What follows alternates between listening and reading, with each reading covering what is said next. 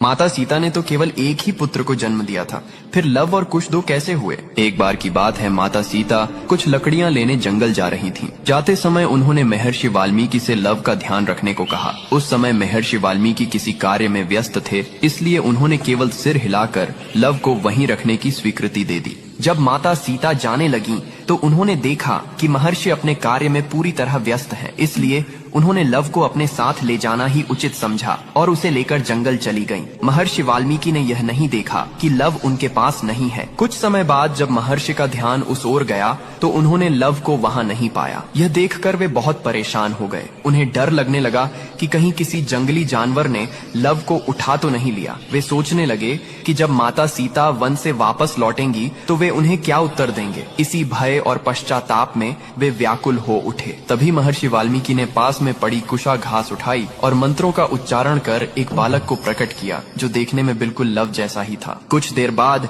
जब माता सीता वन से लौट कर आईं, तो महर्षि ने देखा कि उनके हाथ में लव पहले से ही मौजूद है। यह देखकर वे आश्चर्यचकित रह गए, लेकिन माता सीता उस दूसरे बालक को देखकर अत्यंत प्रसन्न हुई, क्योंकि वह बालक कुशा से उत्पन्न हुआ था, इसलिए उसका नाम माता सीता ने